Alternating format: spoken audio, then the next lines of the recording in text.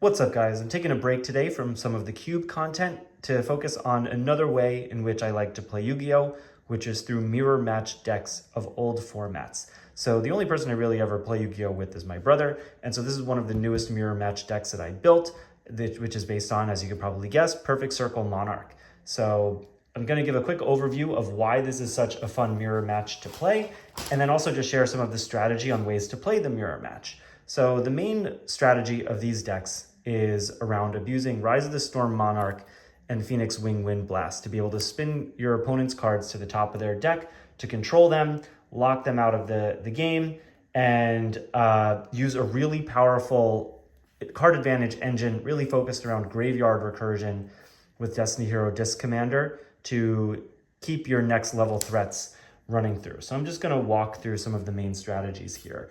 So just give me 1 second.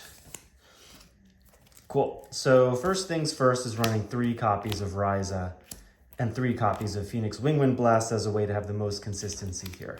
The main engine that powers these decks is a warrior package, so 2 copies of Reinforcement of the Army, which lets you grab a hero engine. So typically what you want to do is you want to grab Elemental Hero Stratos, who will then grab one of these 4 heroes. Now, the hero cards aren't really that strong on their own, which is why we're actually running 3 full copies of Destiny Draw. You're pretty much always pitching them to the graveyard.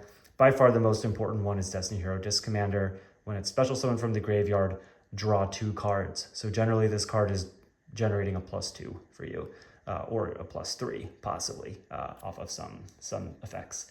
So really powerful card. The other main thing to highlight in here is that the Warrior Toolbox isn't just for the heroes. There are also 2 other warriors in the deck, DD Warrior Lady and Exiled Force. These are both really important ways to control some of the bigger threats and keep advantage on your side. So the next thing to talk about are the 2 copies of Light and Darkness Dragon. This is a really important effect in the cube, and basically it ties the whole deck together. So it can't be special summoned, but when it's destroyed, it destroys all cards on your side of the field and then revives a monster from the graveyard. It has a second effect where once per chain, it can negate the first card in that chain, and it'll lose 500 attack and defense. So this is a really good way to cycle that Destiny Hero Disc Commander earlier. When it dies, it blows up the field. You then special summon that Disc Commander, draw 2 cards, and then you're ready to summon your next tribute summon monster. So some of the ways that you facilitate these tribute summons is with some of the control effects. So Brain Control, Soul Exchange, Enemy Controller, 1 copy of each, as well as 1 copy of Treeborn Frog in the graveyard. This thing being able to revive itself, trigger it off with Enemy Controller, revive it again, lets you get some of these double tribute monsters very easily. Treeborn Frog is also one, I think it's the only way in the deck currently where you can completely drain Light and Darkness Dragon. So this is an incredibly important card to make sure you're using it properly, because if it gets removed from play with like a DD Warrior Lady or something, then your deck is going to be a lot weaker. Because what happens is you activate Treeborn Frog in your graveyard during the standby phase, Light and Darkness Dragon will negate that, and then it's still your standby phase, you do it again, it negates that, and you drain this thing all the way down to 500 attack, or 800 attack. And so then it's obviously really weak and can be killed. So Treeborn Frog is really important. The other main way that you're able to use effects to get rid of Light and Darkness Dragon is through things like your quick play spells like Enemy Controller or Phoenix Wing Wind Blast. So Light and Darkness Dragon will only ever be Chain Link 2.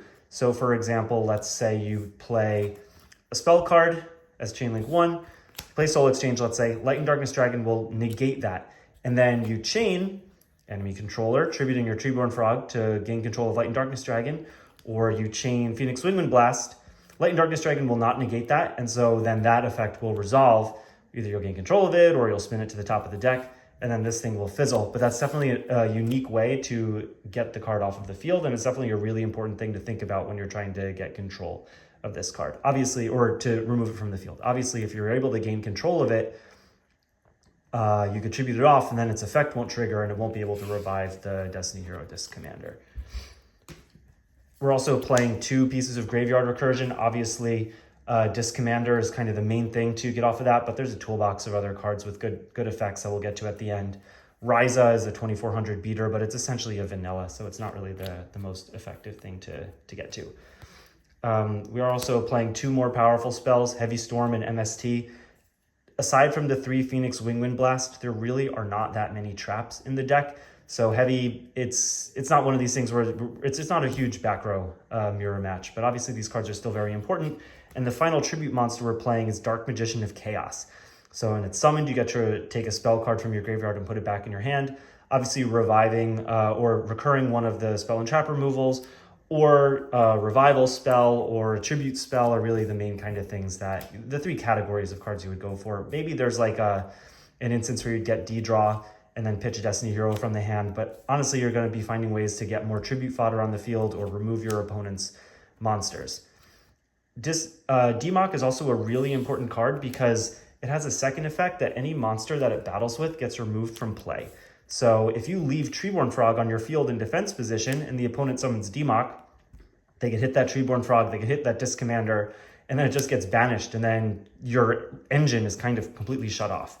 The deck is also playing 2 copies of DD Crow, so you have to be really careful to make sure that that you're not leaving something in the graveyard and then they have DD Crow and they remove it, right? You have to be really thoughtful, right? They may even play DD Crow and then you chain Call of the Haunted to bring something back onto the field. Oh, last interaction is between DMOC and Light and Darkness Dragon. So you banish any monster disturbed by battle with this card, so that would prevent this from being sent to the graveyard. And so that DMOC is one of the ways to also turn off Light and Darkness Dragon's effect, which is definitely an important piece of interaction there. So there are only 3 other trap cards in the deck: Torrential Tribute, Mirror Force, and Pulling the Rug. So Pulling the Rug negates the summon of a monster that has an effect when it's summoned. So that's Ryza the Storm Monarch, Elemental Hero Stratos.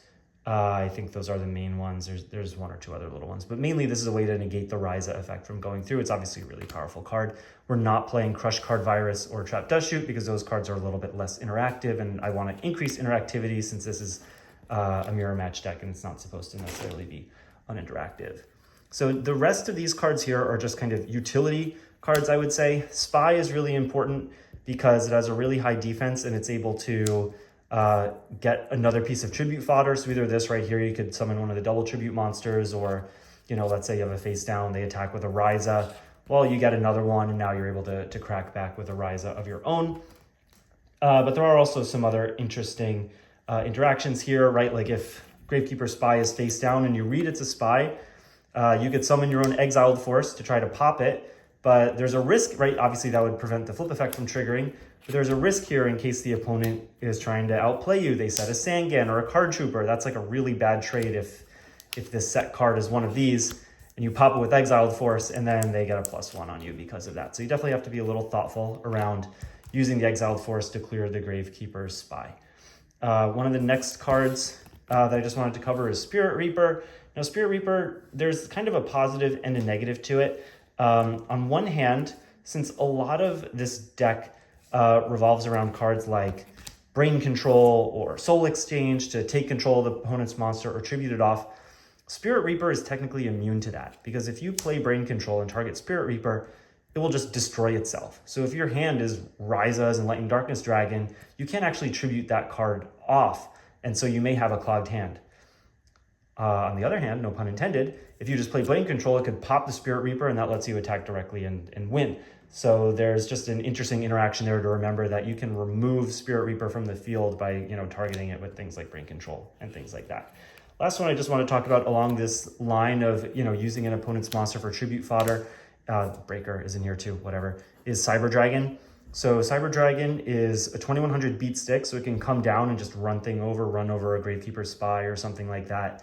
But it's also a level 5, which means you could take control of an opponent's monster, attack with the monster, and then main phase 2, tribute it off for Cyber Dragon. Or if you have another tribute monster in your hand, you know, like a Ryza or something like that, you can always use Cyber Dragon as that tribute fodder for the Ryza. So this is just a really versatile card where it's a beater, or it's tribute fodder, or it could be the thing that you tribute summon instead of special summon. So it's a very versatile card in that way. So that's the whole deck. It's definitely very interactive and back and forth when you duel. So if you haven't tried the format out, definitely recommend doing it.